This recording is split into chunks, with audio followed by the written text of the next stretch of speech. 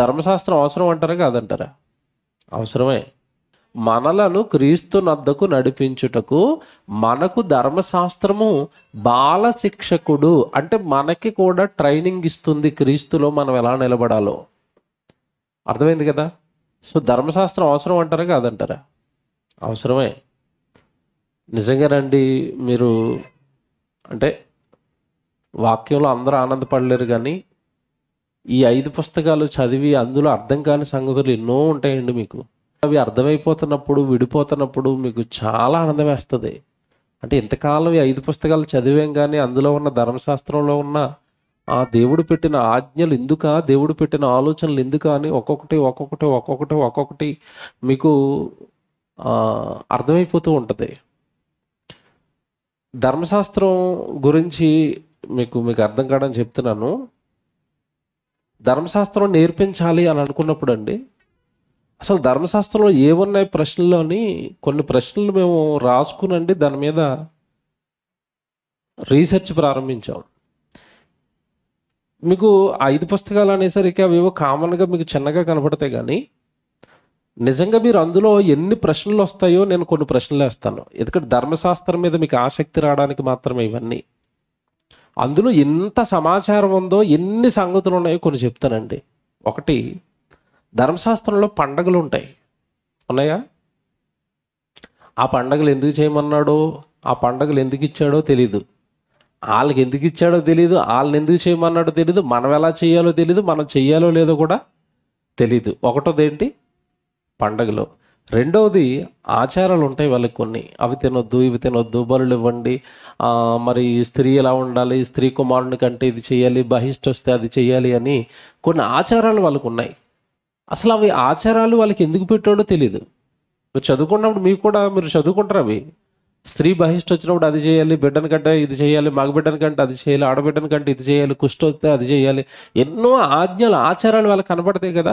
అసలు వాటి వెనకాల రీజన్స్ ఏంటి, ఎందుకు చెప్పాడు దేవుడు వాళ్ళకి తెలీదు. చాలా కాలం నుంచి చదువుతున్నారు కానీ తెలీదండి. మూడోది, వాళ్ళకు కొన్ని ఆజ్ఞలు ఉంటాయి.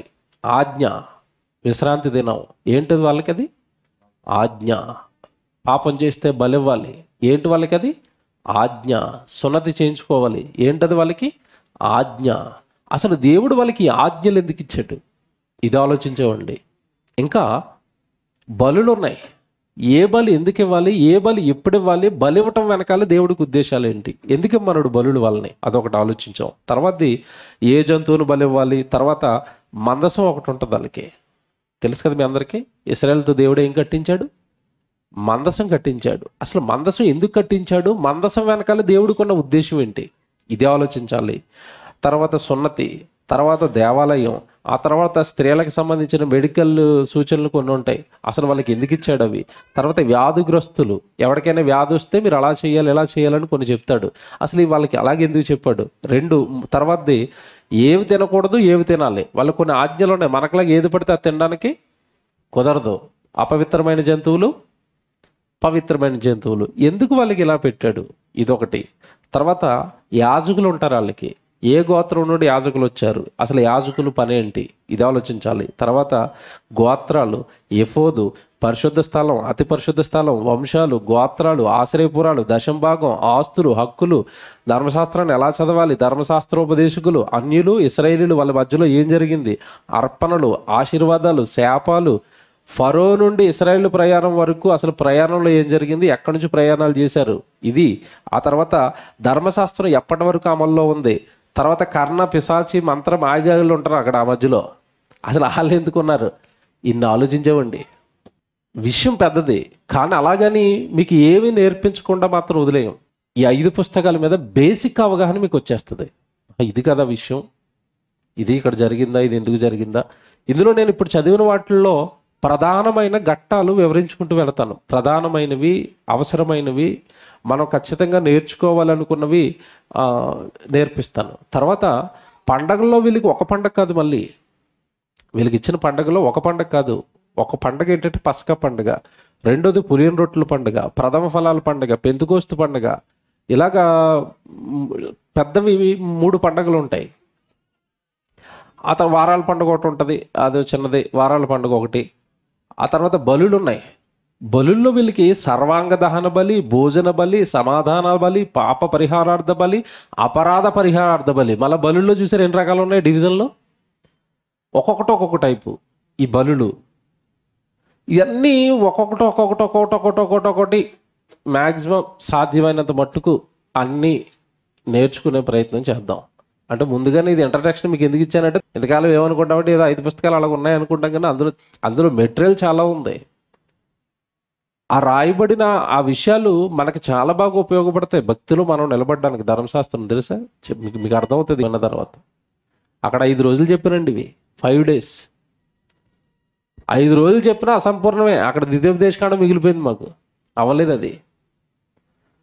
సో ఈ ఉన్న 2 రోజుల్లో ఉన్న టైంలో మ్యాక్సిమం కవర్ చేయడానికి ప్రయత్నం చేద్దాం.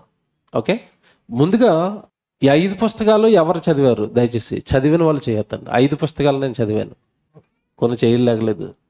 ఓకే, థ్యాంక్ యూ అన్న. చదివిన వాళ్ళు ఉన్నారు, చదవని వాళ్ళు ఉన్నారు. సో మనం ఇద్దరిని దృష్టిలో పెట్టుకుని టూకీగా అక్కడ ఏం జరిగిందో ముందు చెప్పుకుంటూ వెళ్ళిపోతాను. ఎందుకంటే అప్పుడు చదివిన వాళ్ళకి రిపీట్ అవుతుంది ఒకసారి, చదవని వాళ్ళకి కూడా ఒక అవగాహన వస్తుంది. అప్పుడు విషయం అనేది తర్వాత ఎక్స్ప్లెయిన్ చేస్తూ ఉంటే బాగా అర్థమవుతుంది. ఓకేనా, ముందు ఆదికాండం 50 అధ్యాయాలు నేర్చేసుకుందాం. అందరూ ఆదికాండం, మీరు బైబిల్ చూసుకున్నా పర్వాలేదు, బైబిల్ చూసుకుంటూ నోట్స్ రాసుకునే వాళ్ళు మరి ధన్యులు, అదృష్టవంతులు. చూస్తూ రాసుకుంటారంటే రాసుకోండి, లేదు అంటే బైబిల్నే జాగ్రత్తగా చూసుకుంటూ మరి తర్వాత మీరు నోట్స్ రాసుకోవడానికి ప్రయత్నించండి. ఓకేనా, ఆదికాండం 50 అధ్యాయాల పైన ఒక అవగాహన మనకు వస్తే మిగతా బైబిల్ అంతా కూడా చాలా బాగా అర్థమవుతూ ఉంటుంది. నేను చాలాసార్లు చెప్పాను ఈ మాట. మొదట ఈ 50 అధ్యాయాలలో ఏం జరిగింది అన్న ఒక అవగాహన మనకు వస్తే మిగతా పుస్తకాలన్నీ కూడా చాలా బాగా మనకు అర్థమవుతాయి, చాలా ఈజీగా మనకు అర్థం. ఒక రకంగా చెప్పాలంటే మిగతావన్నీ కూడా ఈజీగానే అర్థమైపోతాయి. మొదట 50 పుస్తకాలు కనుక మనకు వచ్చేస్తే మిగతా పుస్తకాలన్నీ ఖచ్చితంగా మనకు అర్థమవుతాయి. Okay, right. మొదటి అధ్యాయంలోనికి వెళ్ళిపోదాం. అందరు బైబిల్ తీసుకోండి.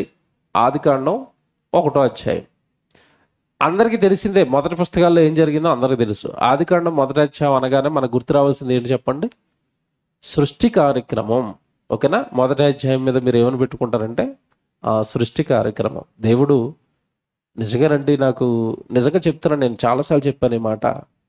అసలు నేను సండే స్కూల్కి వెళ్తున్నప్పుడు యేసుప్రభు ఎవరో నాకు తెలియదండి, చిన్న వయసు కదా. నేను ఏదో అందరూ సండే స్కూల్కి వెళ్తుంటే నేను సండే స్కూల్కి వెళ్ళాను. అప్పుడు నాకు పెద్ద బైబిల్ ఇవ్వగానే, పెద్ద బైబిల్ నేను ఓపెన్ చేయగానే, అసలు బైబిల్లో ఏముంటాయని ఓపెన్ చేయగానే నాకు మొట్టమొదట కనపడిన మాట, నన్ను ఆకర్షించిన మాట, నన్ను మార్చిన మాట, నేను ఈ బైబిల్ చదవడానికి, ఈరోజు బైబిల్ చెప్పాలన్న ఆలోచన నాకు పుట్టడానికి నిజంగా చెప్తున్నానండి, మొట్టమొదట నాకు ప్రేరణ కలిగించిన వచనం అండి ఈ మొదటి వచనమే. నాకెవ్వరు దేవుడు నమ్మని కానీ, దేవుడి దగ్గరికి రాని కానీ నన్ను ఎవ్వరూ పిలవలేదండి. నాకు నేనుగా సండే స్కూల్ పిల్లలతో పాటు కలిసి వెళ్ళినప్పుడు నన్ను ఆకర్షించిన మొట్టమొదటి మాట 1వ అధ్యాయం 1వ వచనం అండి. ఆది యందు దేవుడు భూమి ఆకాశములను, దట్స్ ఇట్. ఆ ఒక్క మాటతో నేను బైబిల్కు సరెండర్ అయ్యాను. అంటే నేను కూర్చుంటున్న నేల, పైన కనబడుతున్న ఆకాశము చేసిన ఆయన రాయించిన పుస్తకం ఇది. ఇంతకాలం భూమి ఎవరు చేశారో నాకు తెలీదు, ఆకాశం ఎవరు చేశారో తెలీదు. చేసిన ఆయన దగ్గరికి ఇంతకాలానికి వచ్చానా అని ఆ ఒక్క మాటతో బైబిల్కు సరెండర్ అయ్యండి. చిన్ననాటి నుండి ఆ బైబిల్ అలా చదువుతూ వస్తున్నాను. నిజంగా దేవుడు కూడానండి, మొట్టమొదట బైబిల్ ఓపెన్ చేయగానే సృష్టి కార్యక్రమం చూసారా. అసలు బైబిల్ చదివినోడికి సువార్త ఈజీగా అయిపోద్దండి. 1వ అధ్యాయమే సువార్త. ఆకాశాన్ని చేశాను, భూమిని చేశాను, నదులను చేశాను, గుట్టలను చేశాను, చేపలను చేశాను, ఆకులను చేశాను, అలమలు చేశాను. ఇంక అసలు ఏం వదిలేడు చెప్పండి, మొత్తం లిస్ట్ అంతా చెప్పేశాడు కదా, చెప్పేశాడు. ఆదికాండం 1వ అధ్యాయం అనగానే మనకు గుర్తు రావాల్సింది ఏంటంటే, దేవుడు ఏం చేశాడు? సృష్టి కార్యక్రమాన్ని చేశాడు. చదువుకోండి, తర్వాత చదువుకోవాలి. నేను చెప్పినంత మాత్రాన్ని అర్థం అవుతుంది, ఏం జరిగిందో చెప్తాను అంతే. మీరు చదువుకుంటే కానీ మీకు అర్థం అవుతుంది. ఆది యందు దేవుడు భూమి ఆకాశాలు 1వ రోజు, 2వ రోజు, 3వ రోజు, 4వ రోజు, 5వ రోజు, 6వ రోజు. 6వ రోజు చివరిలో దేవుడు కొన్ని జీవులు చేశాడు. 6వ రోజునే ఎవరిని చేశాడు? మనిషిని చేశాడు. ఓకే, మొత్తం మీద సృష్టి కార్యక్రమం పూర్తయింది. సృష్టిలోనికి మొట్టమొదటి మానవుడు అడుగుపెట్టాడు. మానవుని రంగ ప్రవేశం అనేది బైబిల్లో జరిగిపోయింది. మొదటి అధ్యాయంలో జరిగిపోయింది. మనిషి వచ్చేసాడు 6వ దినాన్న. తర్వాత దేవుడు యాజ్ ఇట్ ఈజ్గా అంతా కష్టపడ్డాడు, సృష్టిని చేశాడు, తన కొడుకును సృష్టిలో పెట్టుకున్నాడు. అమ్మయ్యాన్ని కాస్త రిలాక్స్ అయ్యాడు. 7వ దినాన్ని ఏం తీసుకున్నాడు? విశ్రాంతిలోనికి వెళ్ళిపోయాడు. తర్వాత ఈ నరుడిని ఎలా చేశాడో వివరణ ఇస్తాడు 2వ అధ్యాయంలో నుంచి. నేలమట్టితో చేశాను నరుడిని, అతడి దేహం నేలమట్టితో తీశాను, అతని నాసికారంధ్రాల్లోనికి నేను జీవవాయువు నూదాను, అప్పుడు నరుడు జీవాత్మ అయ్యాడు అని చెప్పాడు. తర్వాత అతనికి గాఢ నిద్ర కలగ చేయటం, ఆ పక్కటెముకను తీసివేయటం, పక్కటెముకను హవ్వగా తయారు చేయటం, వారి ఇరువురిని జత చేయటం, ఏకం చేయటం, ఇవన్నీ కూడా 2వ అధ్యాయంలో జరుగుతాయి. అంటే తొలి నరుడు వచ్చాడు, తర్వాత తొలి నారి స్త్రీ వచ్చింది హవ్వమ్మ. వీళ్ళిద్దరికి వివాహం జరిగిపోయింది. ఎక్కడ? 2వ అధ్యాయంలో. తర్వాత అసలు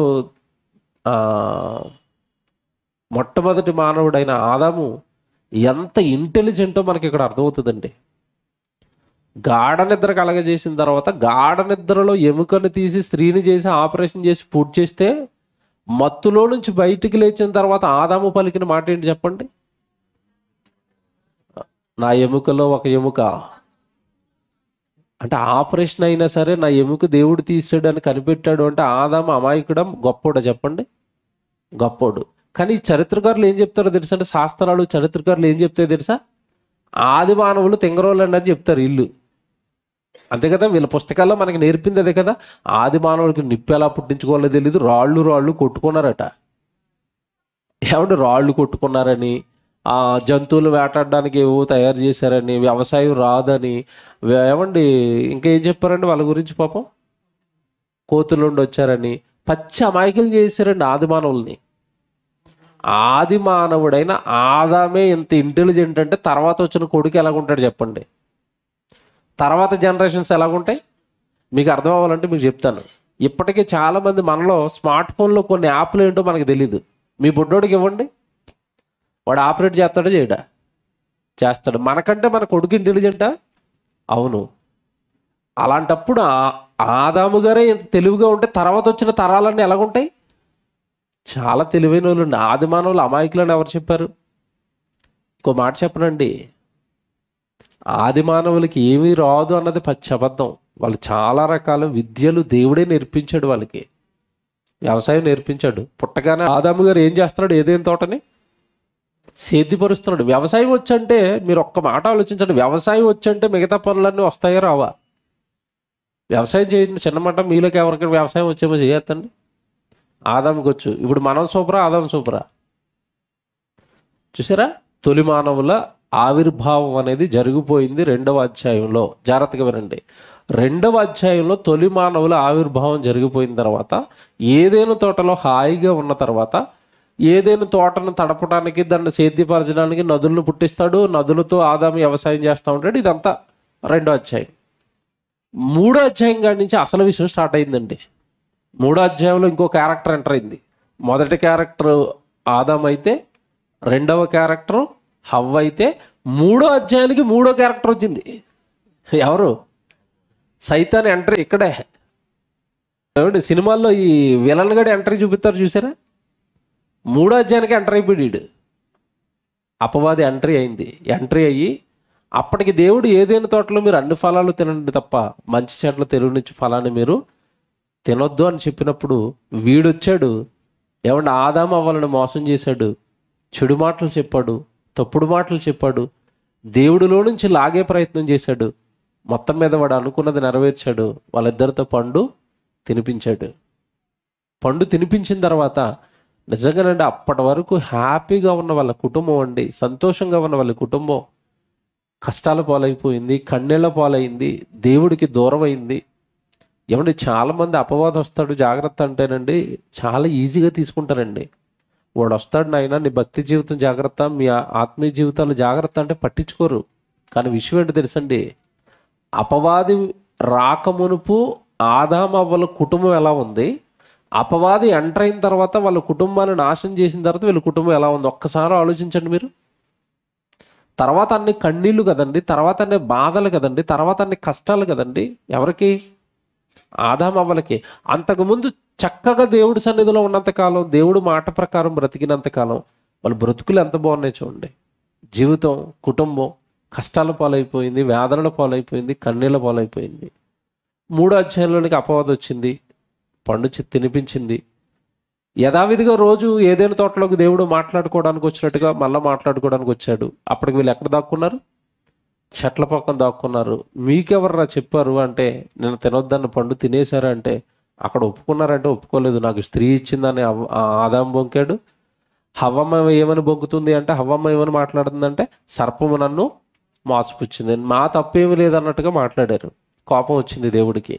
శిక్షలు వేసుకుంటూ వెళ్ళిపోయాడు. ఆదాముకు శిక్ష, హవ్వమ్మకు శిక్ష, నేలకు శిక్ష, ఆ రోజు మోసపుచ్చడానికి ఉపయోగపడిన సర్పానికి కూడా శిక్షలు విధించాడు. శిక్షలు పడ్డాయి వీళ్ళకి. పడిన తర్వాత జాగ్రత్తగా వినండి, శిక్షలు పడిపోయాయి. 3వ అధ్యాయానికి వచ్చేసరికి శిక్షలు పడిన తర్వాత ఇక అక్కడి నుంచి వాళ్ళ జీవితం అంతా కష్టాలు, కన్నీళ్ళు, ఏదైనా తోటలో నుంచి వెళ్ళగొట్టబడ్డారు. ఇక వాళ్ళ జీవితం చాలా దారుణంగా మారిపోయింది. ఈ కష్టాల మధ్యలో 4వ అధ్యాయానికి వచ్చేసరికి చిన్నపాటి ఆనందం కలిగింది వాళ్ళకి. ఏంటి ఆనందం అంటే, 4వ అధ్యాయంలో కయ్యూను పుడతాడు. ఇంకో క్యారెక్టర్ ఎంటర్ అయింది మళ్ళీ. జాగ్రత్తగా వినండి, ఇది ఎంత నెంబర్ 4. కయ్యూను వచ్చాడు. 4వ అధ్యాయానికి 4 క్యారెక్టర్ అనమాట. కయ్యూను వచ్చాడు. కయ్యూను వచ్చిన తర్వాత కొద్ది కాలాలకి మళ్ళీ ఇంకో క్యారెక్టర్ హెబేలు పుట్టాడు. ఏమంటే ఒక అతనేమో చక్కగా గొర్రెలు కాచుకుంటున్నాడు, ఒక అతనేమో వ్యవసాయం చేసుకుంటున్నాడు. సృష్టిలో ఉన్నది నలుగురండి. ఆదాము, అవ్వ, కయ్యూను, హెబేలు. ఈ నలుగురు 4వ అధ్యాయంలో మనకు కనబడతారు. కనబడిన తర్వాత కొద్ది రోజులకి జరిగింది మీకు తెలియదు కదా. ఇద్దరు బలి ఇచ్చారు. ఒకరి బలి దేవుడు తీసుకున్నారు, ఒకరి బలి దేవుడు అంగీకరించలేదు. కారణం అక్కడ ఒక మాట ఉంటుంది. ఆ మాట మీరు బాగా పట్టుకుంటే, ఈ మాట చదివిస్తాను చూడండి. 5వ వచనం చూడండి. 4వ అధ్యాయం 5వ వచనంలో, కయ్యూనును అతని అర్పణను ఆయన లక్ష్య పెట్టలేదు. చూసారా పదం? అర్పణను లక్ష్య పెట్టలేదా? అర్పణిచ్చిన మనిషిని కూడా లక్ష్య పెట్టలేదా? కయ్యూనును అతని అర్పణను, కయ్యూనును అతని అర్పణను అంటే మన అర్పణ బాగోకపోతే దేవుడు మనల్ని లెక్క చేయడా? ఎంత బాగుంది చూసారా బిట్టు. ఇంతకాలం మనం ఏమనుకున్నామంటే, కయ్యూను అర్పణ తీసుకోలేదు అనుకున్నా. కయ్యూను అర్పణే కాదు, అర్పణలో ఎప్పుడైతే దోషం ఉందో నువ్వు కూడా నాకు వద్దన్నాడు. ఆ పదం అదే, కయ్యూనును అతని అర్పణను. నువ్వు వద్దు, నీ అర్పణ నాకు వద్దు. కారణం, హృదయపూర్వకంగా నువ్వు నాకు అర్పించలేదు. హృదయపూర్వకంగా ఇవ్వలేదు. ఏదో ఇవ్వాలి గనుక, తమ్ముడు ఇస్తున్నాడు గనుక నేను ఇవ్వాలన్నట్టుగా ఇచ్చావు తప్ప హృదయపూర్వకమైన అర్పణ నాకు రాలేదు గనుక నిన్ను అంగీకరించను, నీ అర్పణను కూడా నేను అంగీకరించను. ఇది 4వ అధ్యాయంలో జరిగిన గొడవ. ఆ తర్వాత మీకు తెలియదు కాదు, కయ్యూను కోపంతో రగిలిపోయాడు. కయ్యూను కోపంతో రగిలిపోయి హెబేలుని చంపేశాడు. తెలియదు కాదు కదా. చంపేసిన తర్వాత కయ్యూనుకు దేవుడు శిక్ష వేశాడు. కయ్యూనుకు దేవుడు ఏం వేశాడు? శిక్ష వేశాడు. అయిపోయింది. 4వ అధ్యాయం అయిపోయింది. కయ్యూను వెళ్ళగొట్టబడ్డాడు, దేశ దిమ్మరైపోయాడు, దేశ దిమ్మరై తిరుగుతున్నాడు. జాగ్రత్తగా వినండి, పెళ్లి చేసుకున్నాడు. తర్వాత సంతానం ఏర్పడింది కయ్యూను నుంచి. ఓకేనా? కయ్యూను సంతానం ఏర్పడిన తర్వాత ఇంకా అలాగా ఈ అధ్యాయం అంతా అయిపోయిన తర్వాత 5వ అధ్యాయానికి వచ్చేసరికి కయ్యూనుకు బదులు ఒకటే హేబేలు చచ్చిపోయాడు, కయ్యూను దేశదిమ్మరైపోయాడు. ఆదాము అవ్వలు చాలా బాధలో ఉన్నారు. అలా బాధలో ఉన్న ఆదాము అవ్వలకి మరొక కుమారుని అనుగ్రహించాడు దేవుడు. ఎలాంటి కొడుకుని ఇచ్చాడంటే, నిజంగానండి ఇది భలే ఉంటుంది. మీరు ఎప్పుడైనా చదువుకున్నారు లేదో 5వ అధ్యాయం. ఎలాంటి కొడుకుని ఇచ్చాడట? 5వ అధ్యాయం చదువుతాను చూడండి. ఆదాము వంశావళి గ్రంథం ఇదే, ఆదికాండం 5వ అధ్యాయం. దేవుడు ఆదామును సృజించిన దినమున దేవుని పోలికగా అతనిని చేసెను, మగవానిగాను ఆడదానిగాను వారిని సృజించెను. వారు సృజింపబడిన దినమున దేవుడు వారిని ఆశీర్వదించి వారికి నరులను పేరు పెట్టెను. ఆదాము 130 ఏండ్లు బ్రతికి తన పోలికగా తన స్వరూపమున కుమారుణ్ణి కన్నాడు. ఇక్కడ జాగ్రత్తగా వినండి, ఇదే పదాలు మీరు ఎక్కడో చదువుతారు. ఎక్కడ చదువుతారు? ఆదికాండం 1వ అధ్యాయం 26లో చదువుతారు. మన పోలిక చొప్పున మన స్వరూపమందు నరులను చేద్దాం. అంటే ఆదాము అవ్వలు దేవుడి పోలిక, దేవుడి స్వరూపం. ఓకేనా?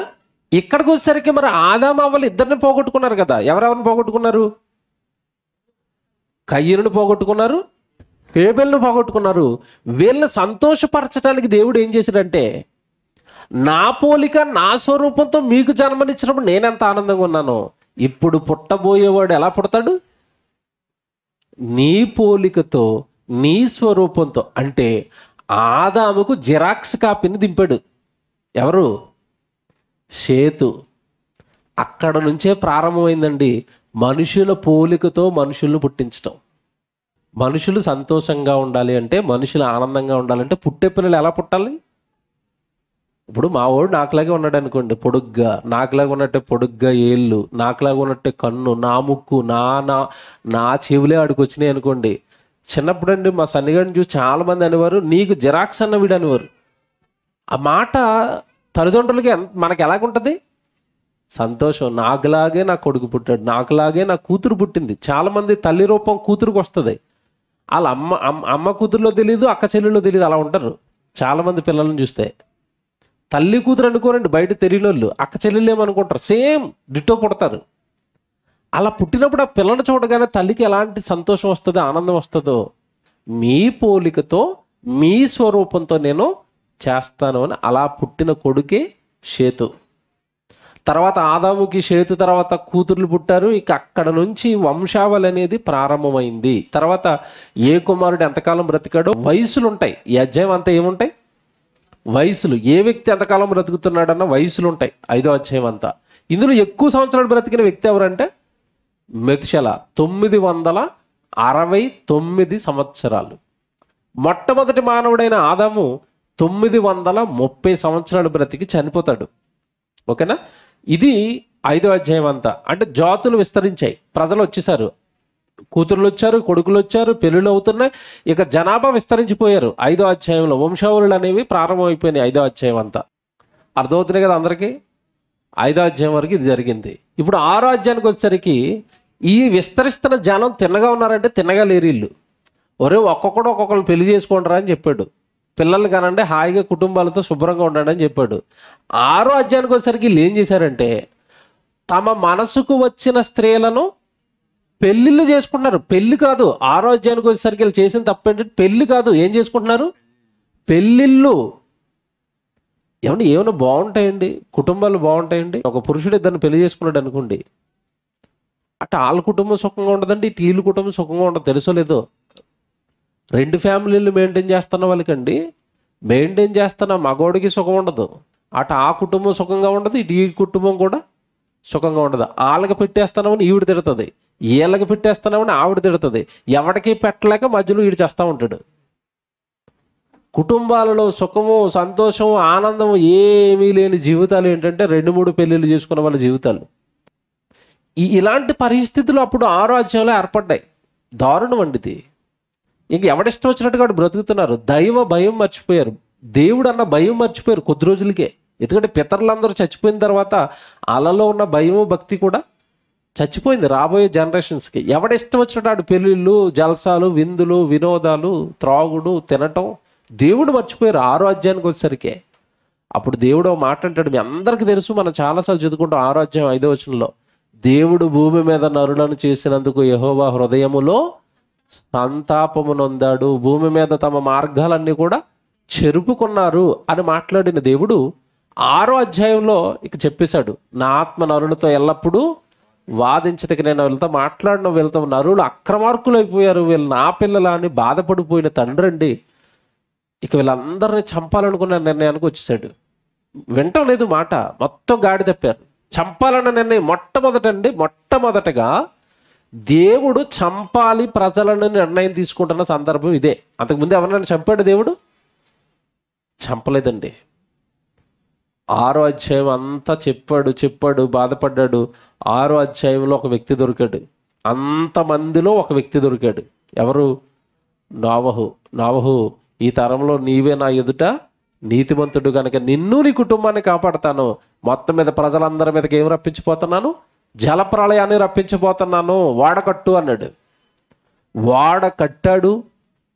కేవలం నోవహు గారి కుటుంబాన్ని మాత్రం కాపాడాడు. మిగతా వాళ్ళందరినీ కూడా ఆ రోజు జల సమాధి చేశాడు. అప్పుడు రావుగారు కట్టిన వాడ మొక్కలు మిగిలితే వాటిని ఇప్పటికీ భద్రపరిచారు. ఇప్పటి వరకు ఒక మ్యూజియంలో ఉన్నాయి. మీకు చాలాసార్లు వీడియోలు ఫోటోలు చూపించాం. ఒకప్పుడు నావగారు కట్టిన వాడకి సంబంధించిన మొక్కలు మిగిలితే వాటిని ఇప్పటికీ భద్రపరిచారు. ఈ టర్కీ దేశంలో ఒక మ్యూజియం పెట్టండి, ఆ మ్యూజియంలో భద్రపరిచారు ఇప్పటికీ కూడా. అంటే బైబిల్ నిజం అనడానికి ఇవేనండి ప్రత్యక్షంగా చారిత్రాత్మక ఆధారాలు ఇవి. ఆరారత పర్వతాల మీద ఆగింది వాడ అని బైబిల్లో రాసి ఉంటుంది. ఆ పర్వతాలు ఇప్పటికీ ఉన్నాయా లేదా? ఉన్నాయి. ఏదైనా తోటలో దేవుడు ఆ తోటను తడవడానికి 4 నదులు వేశాడు. ఆ నదులు ఇప్పటికే 2 నదులు పోయాయి, 2 నదులు ఇప్పటికే ఉన్నాయి. తెలుసు కదా మీకు? సజీవ సాక్ష్యాలు ఇవన్నీ. యూఫ్రటీస్ నది ఇప్పటికే ఉంటుంది. మీరు కావాలంటే గూగుల్లో కొట్టుకోండి, యూఫ్రటీస్ అని కొట్టగానే ఆ నది ఎక్కడెక్కడ తిరుగుతుందో మీకు మొత్తం వస్తుంది. యూఫ్రటీసు, టైగ్రిస్, ఈ 2 నదులు ఇంకా ఉన్నాయి కదా, ఉన్నాయి. ఇలా మీరు బైబిల్ను ఆలోచిస్తుంటే బైబిల్లో రాయబడిన ప్రతిదీ కూడా ఇప్పుడు చరిత్రలో పుస్తకాలలో భౌగోళిక ఆధారాలతో మీకు కనబడుతుంది. జలప్రళయం వచ్చింది, ఏమంటే ఆ రోజు రమ్మని దేవుడు పిలిచాడు వాళ్ళందరినీ. ఎవడైనా ఒక్కడైనా ఎక్కాడండి వాళ్ళలోకి? ఎక్కలేదు. సువార్త చెప్పాడు, వినలేదు, పట్టించుకోలేదు, మారలేదు, వాళ్ళలోకి ఎవడూ రాలేదు. ఆ రోజు జలసమాధి అయిపోయారు. 7వ అధ్యాయం అంతా జరుగుతుంది. జలసమాధి అయిపోయిన తర్వాత నోవహు కుటుంబం మాత్రం రక్షించబడింది. 8వ అధ్యాయానికి వచ్చేయండి. 8వ అధ్యాయానికి వచ్చేసరికి నేల మీద వాడుంది. వాళ్ళలో నుంచి ఏమంటే కాకిని పంపించాడు, పావురాన్ని పంపించాడు. మొత్తం మీద ఏమంటే చివరికి పావురం తిరిగి వచ్చింది, నేల ఆరిందని తెలిసింది. అప్పుడు వాళ్ళలో నుంచి నోవహు కుటుంబం భూమి మీదకి దిగారు. అక్కడి నుంచి వేల నుంచి మళ్ళా సృష్టిలో మానవ జాతి విస్తరణ అనేది ఇక్కడి నుంచి స్టార్ట్ అయింది. మళ్ళీ ముందు పుట్టిన వాళ్ళందరూ చచ్చిపోయారు. జాగ్రత్తగా వినండి. ముందు సృష్టిలో దేవుడు పుట్టించుకున్న ఆదాము నుండి వచ్చిన సంతానం అంతా పోయింది. అందులో నుంచి వచ్చిన ఒకే ఒక కుటుంబం, నోవహు కుటుంబం మిగిలింది. ఈ కుటుంబం నుంచి మరలా ప్రజలు అనేవాళ్ళు విస్తరణ అనేది ప్రారంభమైంది. ఇలాగా నోవహు గారి నుండి మరలా భూమి మీద మనుషుల విస్తరణ జరుగుతుంది, నోవహు కుటుంబం నుండి వచ్చిన మనుషుల ద్వారా. 9వ అధ్యాయానికి వచ్చేసరికి ఓ మాట చెప్తాడండి. అంతకుముందు దేవుడు వాళ్ళకి కేవలం శాకాహారం ఇచ్చాడు, కానీ 9వ అధ్యాయం నుంచి వాళ్ళకి ఏం చెప్పాడంటే, ఇప్పటి నుంచి మీరు కష్టపడి పని చేయాలి కాబట్టి మాంసాహారం కూడా మీరు తినండి, కానీ మాంసాన్ని రక్తంతో కలిపి మాత్రం మీరు తినొద్దు. కారణం ఏంటి? సర్వరోగాలు దేంట్లో ఉంటాయి? రక్తంలోనే ఉంటాయి. కనుక రక్తాన్ని కిందకి విడిచిపెట్టండి, రక్తమే దాని ప్రాణం, రక్తంతో దాన్ని తినొద్దు, మీరు మాంసాహారం తినండి అని మాంసాహారం తినమన్న ఆజ్ఞ 9వ అధ్యాయంలో ప్రజలకు వచ్చింది. అప్పటి వరకు ఏమంటే నిజంగా చెప్తున్నాను మీకు, అక్కడ జరుగుతున్న సిచ్యువేషన్లో ఉంటే కానీ మీకు అర్థమవుద్దు. అప్పట్లో పుట్టిన వాళ్ళకండి ఏం తినాలో, ఏం త్రాగాలో, ఏం చేయాలో సర్వం కూడా ఎవరు చెప్పాలో తెలుసండి వాళ్ళకి? దేవుడే చెప్పాలి. దేవుడు చెప్పకపోతే తెలియదండి. ఏం తినాలో, ఏమి వండుకోవాలో, ఏమి తినకూడదో వాళ్ళకి ఏమీ తెలియదు. ఎందుకంటే సృష్టి వాళ్ళకి కొత్త. మీకు అర్థం కాదని చెప్తాను. ఇప్పటికే కూడా చూడండి, కొంతమంది ఇళ్లలో అమ్మాయి ఎదిగొచ్చిన తర్వాత అమ్మాయికి పెళ్లి చేయాలనుకున్నప్పుడు తల్లిదండ్రులకి అవగాహన లేనప్పుడు పక్క వాళ్ళు అడుగుతూ ఉంటారు, పెళ్ళి ఎలా చేయాలండి, పెళ్ళికి బట్టలు ఎప్పుడు కొనాలండి, అల్లుడికి ఏం పెట్టాలండి, మా వియంకుల వారికి ఏం పెట్టాలండి పెళ్ళిలో. ఇలా తెలియదండి, పక్క వాళ్ళని అడుగుతారు. ఎవడు ఊరి మీద ఇన్ని పెళ్ళిళ్ళు జరుగుతున్నా పెళ్ళి ఎలా చేయాలో ఇప్పటికీ తెలియదు. ఎవరో ఒకళ్ళు అడిగి సలహాలు తీసుకుని చేస్తూ ఉంటారు. అప్పటికి ఏం తినాలో, ఏం త్రాగాలో చూసి నేర్చుకోవడానికి వాళ్ళ కళ్ళ ముందు ఎవరైనా జనం ఉన్నారా? లేరు. కనుక మీరు మాంసం తినొచ్చు, మాంసం తినండి అన్న ఆజ్ఞ 9వ అధ్యాయంలో ప్రారంభమైంది. అక్కడి నుంచి వీళ్ళు మాంసం తినటం ప్రారంభించారు. మీరు 7వ వచనానికి వెళ్ళేసరికి ఒక మాట ఉంటుంది, మళ్ళా సేమ్. తొలిలో ఆదాము వాళ్ళని పుట్టించి వాళ్ళకి పెళ్లి చేసినప్పుడు ఎలాంటి ఆశీర్వాదం అయితే ఇచ్చాడో, ఇక్కడ నుంచి మళ్ళీ భూమి మీద జనాభా విస్తరణ జరుగుతుంది. కనుక 7వ వచనానికి వెళ్ళేసరికి వీళ్ళ గురించి మళ్ళీ ఆశీర్వాదం ఇస్తాడు. ఏమని? 7వ వచనం చూడండి. మీరు ఫలించి అభివృద్ధి నొందుడి, మీరు భూమి మీద సమృద్ధిగా సంతానమును కని. చూసారా? ఇదే ఆశీర్వాదం తొలిలో ఎవరికిచ్చాడు? ఆదాము అవ్వలకి ఇచ్చాడు. వాళ్ళ నుండి వచ్చిన సంతానం అంతా మళ్ళా నోవహు జలప్రాణిలో చచ్చిపోయిన తర్వాత మిగిలిన ఈ కుటుంబానికి మరలా సేమ్ ఆశీర్వాదం ఇస్తున్నారు. మీ నుండి అయినా భూమి మీద అంతా కూడా ఏం చేయాలట? సంతానాన్ని విస్తరింప చేయండి. ఓకేనా? ఇది 9వ అధ్యాయం అయిపోయింది. అయిపోయిన తర్వాత అక్కడ జరిగింది మీకు తెలియదు కాదు. ఇతను వ్యవసాయం చేస్తూ ఉంటాడు. తర్వాత జరిగిన ఒక భయంకరమైన సంఘటన ఇక్కడే ఉంటుంది. అతడు వస్త్రహీనంతో పడిపోయి ఉండటం, ఒక కుమారుడు శపింపబడటం, ఇదంతా నోవహు గారి విషయంలో మత్తుడైపోయాడు. ఇలాగ మొత్తం కొద్ది కాలానికి నోవహు బ్రతికి చచ్చిపోయాడు. 950 సంవత్సరాలకి నోవహు అనే అతను చచ్చిపోయాడు. ఇది 9వ అధ్యాయం అయిపోయింది. అయిపోయిన తర్వాత 10వ అధ్యాయం, జాగ్రత్తగా వినండి ఇక్కడి నుంచి. 10వ అధ్యాయంలో నోవహు కుమారులు ఉంటారు, షేము, హాము, యాపేతు. వీళ్ళు ముగ్గురు నోవహు కొడుకులు. ఈ నోవహు కొడుకులైన షేము, హాము, యాపేతు నుండి మిగతా సంతాన విస్తరణ అనేది 10వ అధ్యాయంలో జరుగుతుంది. ఓకేనా? షేము, హాము, యాపేత్ అనే వాళ్ళు ప్రారంభించారు. ఇక్కడ నేను కొన్ని విషయాలు చెప్తాను, రాసుకోండి. 2వ వచనంలో యాపేతు కుమారులు అని ఉంది కదా, యాపేతు కుమారులు అని ఉంటుంది. ఈ యాపేతు కుమారులను ఏమని పిలుస్తారంటే యాపేలీయులు అని పిలుస్తారు. బైబిల్లో మీకు ఎక్కడైనా యాపేలీయులు అన్న పదం కనపడ్డది అనుకోండి, మీరు చదువుకుంటున్నప్పుడు మీరు ఒకటి గుర్తుపెట్టుకోవాలి. యాపేలీయులు అంటే ఎవరో కాదు, యాపేతు కుమారులు అని గుర్తుపెట్టుకోండి. 6వ వచనానికి వెళ్ళేసరికి చూడండి, 6వ వచనంలో హాము కుమారులు అనుందా. హాము కుమారులు వీళ్ళందరినీ ఏమంటారంటే హామీయులు అంటారు. హాము కుమారులు అందరూ ఎవరంటే హామీయులు అంటారు. ఇలాగా వీళ్ళ సంతానం అంతా వెళ్ళిపోతూ ఉంటుంది. 21వ వచనానికి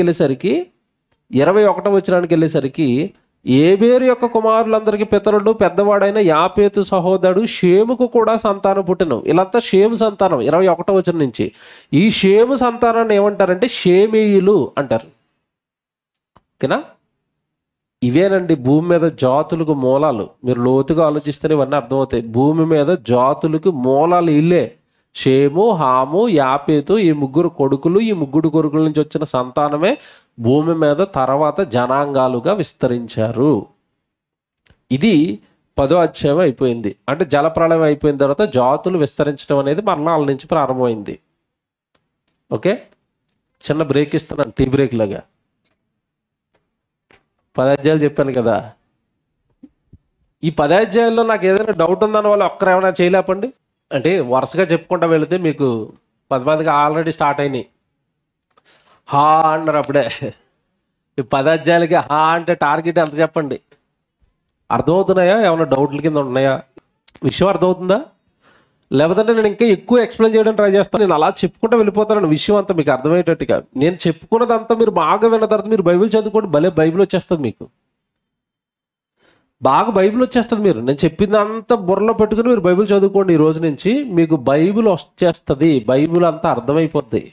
చాలామంది అండి ఏదో బైబిల్ అర్థం కాదు అంటారు, కానీ కాస్త మనం టైం పెట్టండి, నాకు రావాలి అన్నట్టుగా చదివితే బైబిల్ వచ్చేస్తుందండి, అర్థమైపోద్ది బైబిల్. 10 అధ్యాయాలు అయిపోయినాయి. ఏం జరిగింది చెప్పండి. ఇప్పుడు 10వ అధ్యాయానికి మొదట పుట్టిన మనుషులందరూ చచ్చిపోయారు. నోవహు కుటుంబం నుంచి వచ్చిన షేము, హాము, యాపేత్ అనేవారు భూమి మీద విస్తరించడం ప్రారంభించారు. ఈ జాతులు ఇప్పుడు విస్తరిస్తున్నాయి. పోనీ వీళ్ళు తిన్నగా ఉన్నారా? 11వ అధ్యాయానికి వచ్చేసరికి వీళ్ళు ఒక ఘనమైన కార్యక్రమానికి పునాది వేశారు. 11వ అధ్యాయం పక్కకే. 11వ అధ్యాయానికి వచ్చి పేజీ తిప్పగానే మొదట 11వ అధ్యాయం. వీళ్ళు తిన్నగా ఉన్నారంటే వాళ్ళకి బాబులు ఇల్లు. మొదట ఉన్న వాళ్ళకి వాళ్ళు పెళ్ళిళ్ళు చేసుకుని ఎంజాయ్ చేసి పేర్లు సంపాదిద్దాం. వీళ్ళు ఏమనుకున్నారంటే మనం ఇప్పుడు బాగా ఎత్తైన గోపురాన్ని, ఆకాశాన్ని అంటిపోయే గోపురాన్ని ఒకటి కట్టి మనము పేరు సంపాదించుకుందాం. అంటే రాను రాను ఇక్కడే పట్టుకోండి అసలు విషయం. దేవుడికి ఒక కోపం వచ్చిందండి ఇక్కడ. చాలామందికి అసలు ఇక్కడి నుంచి వీళ్ళందరినీ ఎందుకు చెదరగొట్టేశాడు, అంత చెదరగొట్టే అంత కోపం ఎందుకు వచ్చింది దేవుడికి? ఎందుకు వచ్చింది తెలుసండి? వీళ్ళందరి మనసులో ఒకటి పడిపోయిందండి. ఏం పడిపోయింది? పేరు సంపాదిద్దాం. పేరు సంపాదిస్తావా అంటే వీళ్ళు మీకు అర్థమవుతుందో లేదో, పేరు సంపాదిద్దామన్న ఆశ ఎందుకు వచ్చిందంటే వీళ్ళకి ఒకప్పుడు వీళ్ళకి బ్యాక్ ఫ్రంట్ సమస్తం ఎవరు చెప్పండి? దేవుడే. వీళ్ళకి సొంతంగా పేరే, వీళ్ళకి సొంతంగా ఆలోచన లేదు, తెలివి లేదు, బుద్ధి లేదు, జ్ఞానం లేదు. దేవుడు పెంచుకుంటూ వెళుతున్నాడు, దేవుడు చెప్తున్నాడు, దేవుడు చేస్తున్నారు.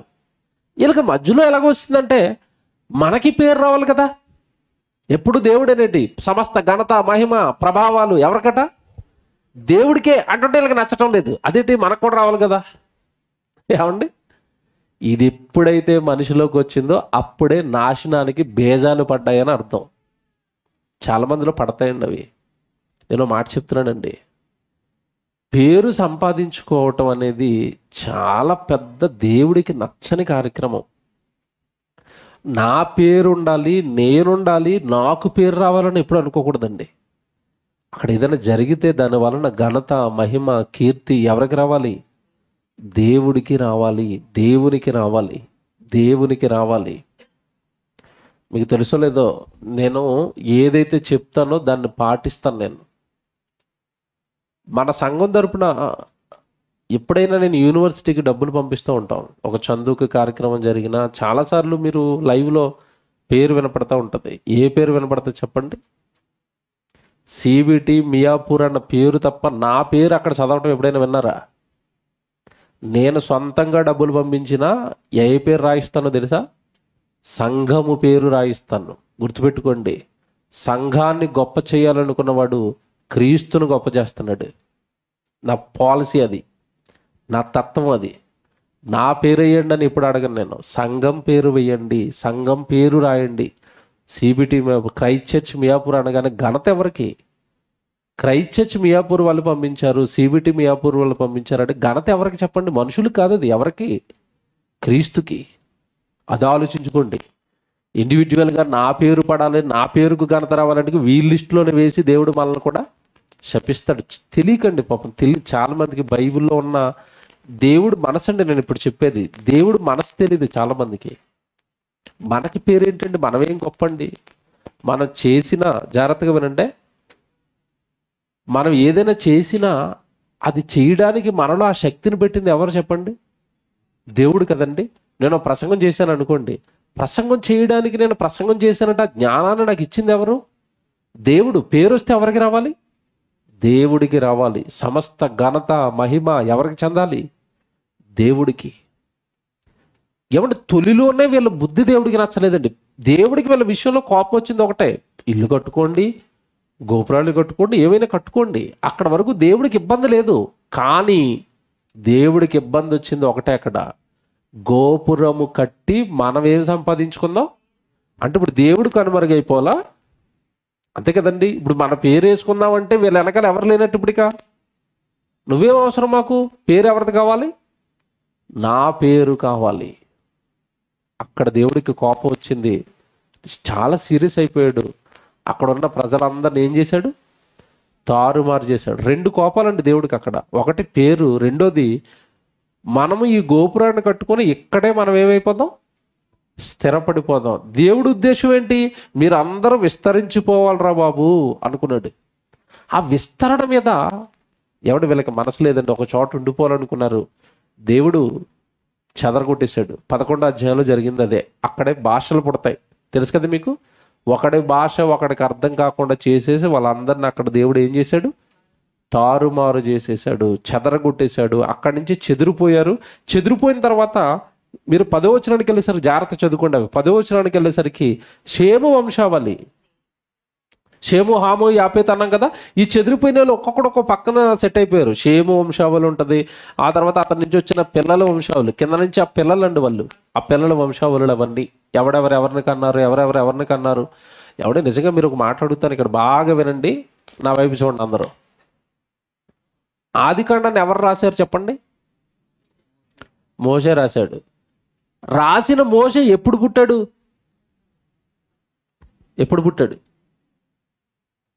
నిర్గమకాండం 2వ అధ్యాయంలో పుట్టాడు.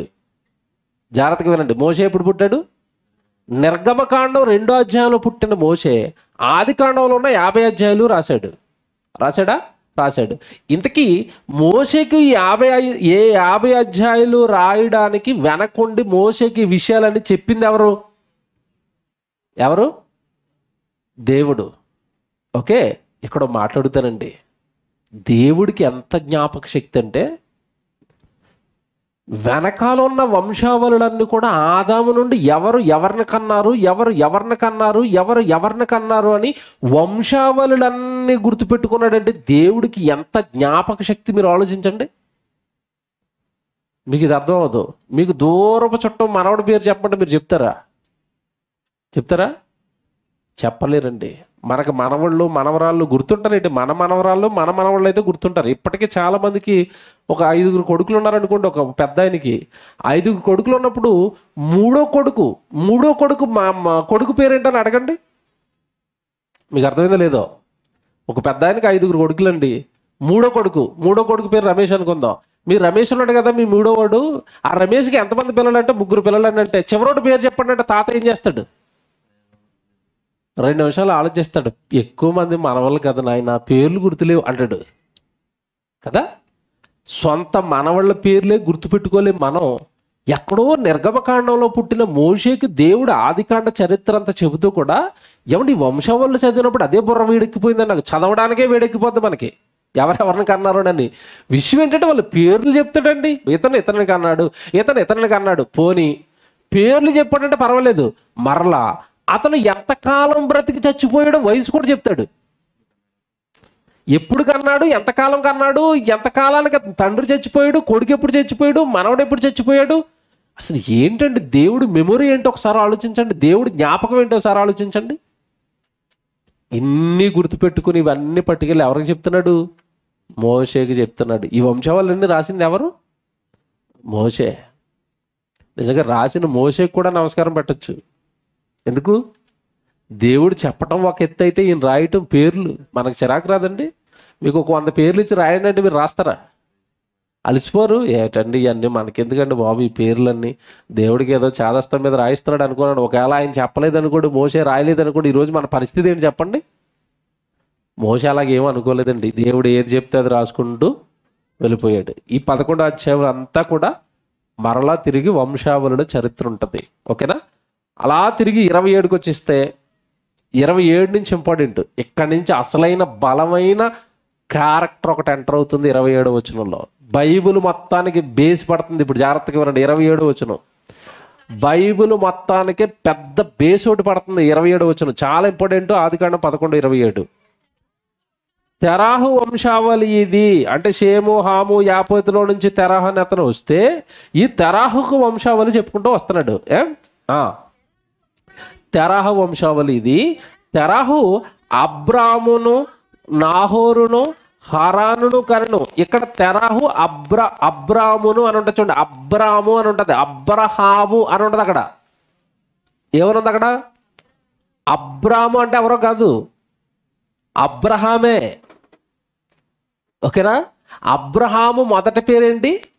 అబ్రాము. గుర్తుపెట్టుకోవాలి. ఇవే బైబిల్లో చిన్నవి. ఇవి తెలియకే మనం మిస్ అయిపోతూ ఉంటాం. తర్వాత వచ్చిన చదవండి 28. అబ్రామును, నాహోరును వచ్చింది చూడండి. ఇప్పుడు కన్ఫర్మ్ అయిపోద్ది ఈయన అబ్రహాం అని. ఎందుకు? ఆవిడ పేరు వచ్చింది కనుక. ఎవరి పేరు? సారాయి పేరు వచ్చిందంటే ఇప్పుడు ఎవరైనా మనం అబ్రహాము అని చదువుకుంటాం, కానీ మొదట ఆయన పేరు ఏంటంటే అబ్రాము. తర్వాత దేవుడికి మార్చడి. ఓకేనా? ఇది బలమైన క్యారెక్టర్ అండి. అబ్రహాం గారి ఎంట్రీతో సర్వ భూమండలానికి ఒక సంగతి జరిగింది.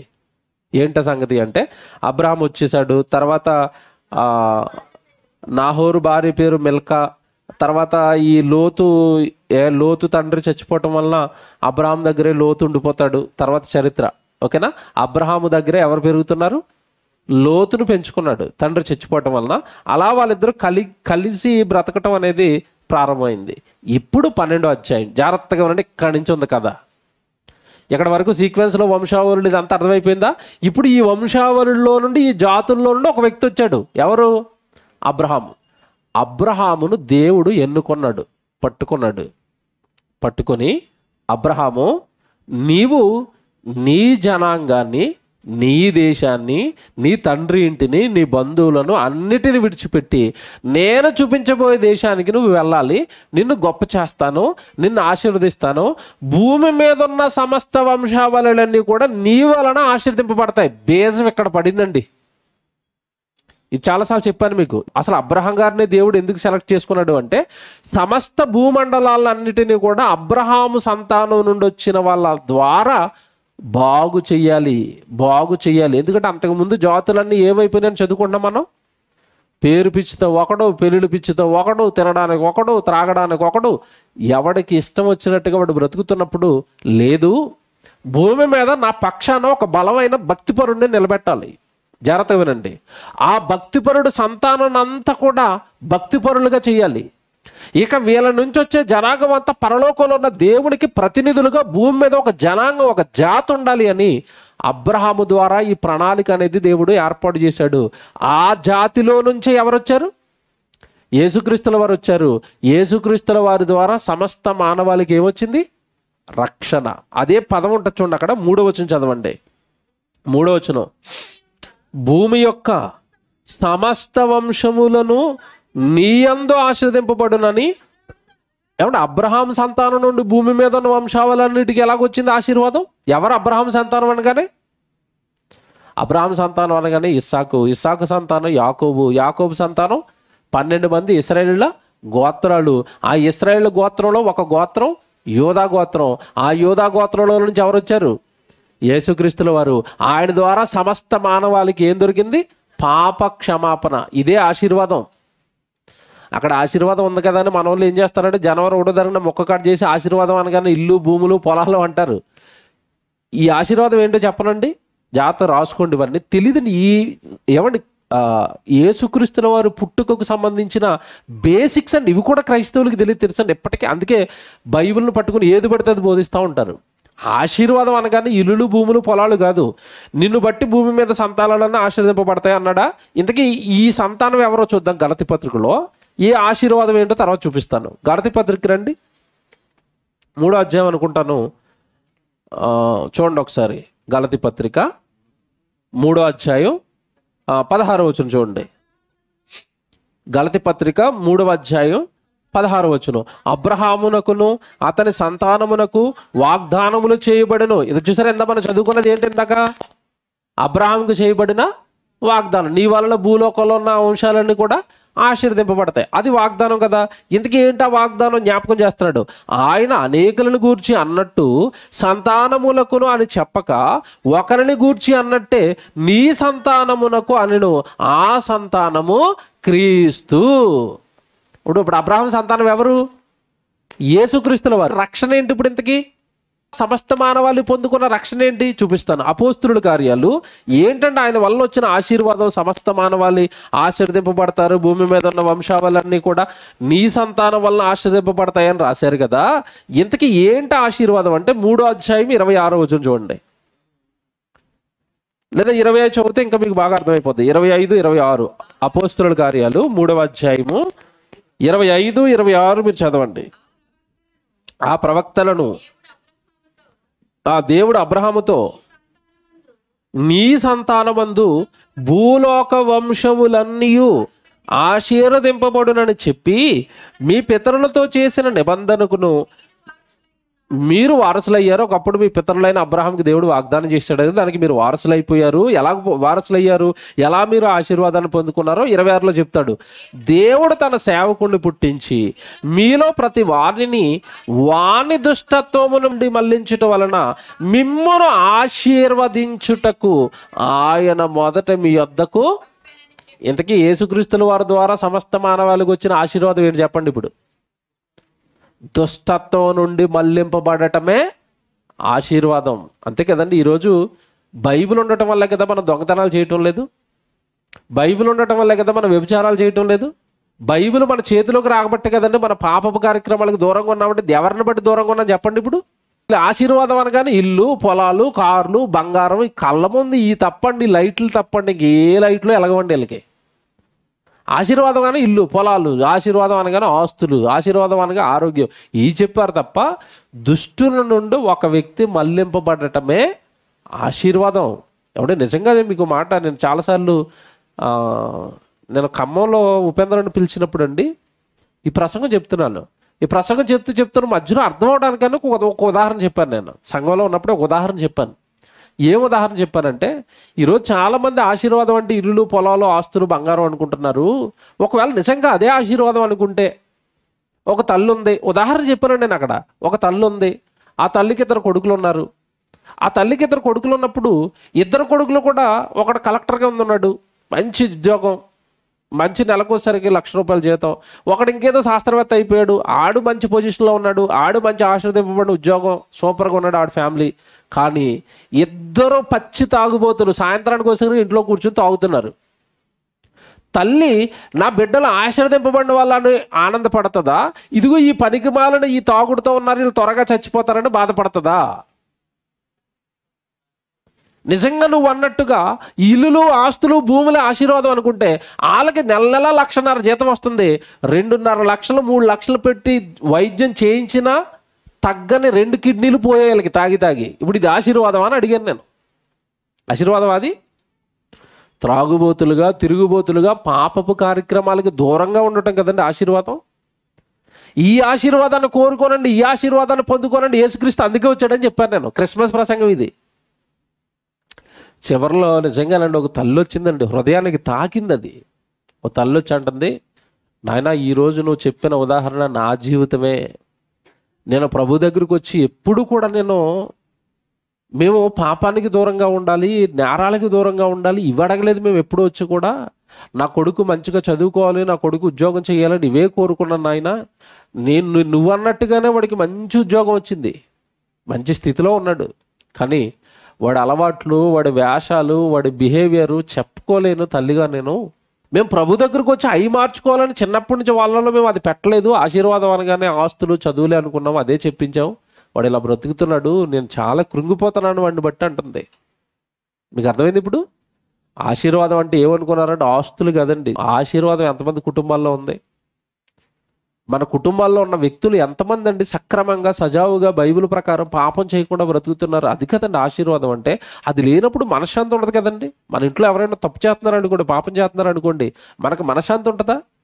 వాక్యం వింటున్నప్పుడు వాక్యం గద్దిస్తుంది. ఎవరైనా గుడికి వెళుతూ కూడా ఎలా బ్రతుకుతున్నారు ఏంటని, మనల్ని ఎక్కడ మాట అంటారు, దేవుడికి ఎక్కడ మాట వస్తుందోనని నిరంతరం ఆ వేదన అనేది మనల్ని తొలిచేస్తుంది కదండి. గుడికి వెళ్తూ కూడా మీరు ఎలాగ ఎందుకున్నారు అంటే అవమానం ఎవరికి చెప్పండి? దేవుడికి కదా. ఆ వేదన మన తొలుస్తుంది. ఆ వేదన ఈ త్రాగేవాడికి తిరిగేవాడికి అర్థమైతే, త్రాగుబోతులకు అర్థమైతే జీవితాన్ని ఎందుకు ఇలా సర్వనాశనం చేసుకోవాలి, దేవుడిచ్చిన ఈ దేహాలను ఎందుకు ఇలా పాడు చేసుకోవాలి, కుటుంబంలో ఉన్న మిగతా వ్యక్తులు నేను ఎందుకు ఇలా బాధ పెట్టాలి అని వాడు దుష్టత్వం నుండి మళ్లింపబడతాడు. వాడు మాత్రమే బైబిల్ ప్రకారం ఆశీర్వదింపబడిన వాడు. అర్థమైందా? ఇప్పుడు యేసుప్రభు భూమి మీదకి వచ్చి ఆశీర్వదిస్తాడు అంటే ఇల్లులు పొలాలు ఇస్తాడని కాదు. ఏమి ఇవ్వడానికి వచ్చాడు ఆయన? దుష్ట కార్యక్రమాలు, దుష్టత్వం, దుష్టుని తత్వం, వ్యభిచారం, దొంగతనం, అబద్ధాలు, నేరాలు, మోసాలు, భక్తిగా బ్రతకకపోవటం, బైబిల్ దగ్గరికి రాకపోవటం, లోకం కోసం బ్రతకటం, ఇవన్నీ కూడా దుష్టత్వం, దుష్టుని తత్వాలు. ఇవన్నీ వాటిలో నుంచి యేసుక్రీస్తుల వారు తప్పించడానికి వచ్చాడు. అది మనం చదువుకుంటున్న ఆదికాండంలో 12వ అధ్యాయంలో అబ్రహాం గారికి దేవుడు ఇస్తున్న వాగ్దానం. ఇప్పుడు అర్థమవుతుంది మీకు. ఎప్పుడైనా వాగ్దానం ఇచ్చి ఆశీర్వాదం అన్నారనుకోండి, రివర్స్లో తిరిగిచ్చేయండి. మీకు తెలియదు బాబు ఆశీర్వాదం అర్థం, ఇది అసలు అర్థం, ఇది బైబిల్లో ఇది ఉంది, నువ్వేదో ఆశీర్వాదానికి ఇల్లు పొలాలు అంటున్నావు, నీకేం తెలియదు అని చెప్పండి. తెలియదండి పాపం, నేర్పించాలి. ఓకేనా? ఇప్పుడు మనం తిరిగి వచ్చేద్దాం, మళ్ళీ మన 12వ అధ్యాయానికి వచ్చేద్దాం. 12వ అధ్యాయానికి వచ్చేద్దాం. ఏమంటే ఇక్కడ కొంతసేపు మీకు విషయం చెప్పాలి కనుక లేట్ అవుతుంది, తర్వాత నెమ్మదిగా సాఫీగా సాగిపోతాయి. అసలు విషయం ఇక్కడే ఉంది కనుక ఇక్కడ కొంతసేపు ఆపాను.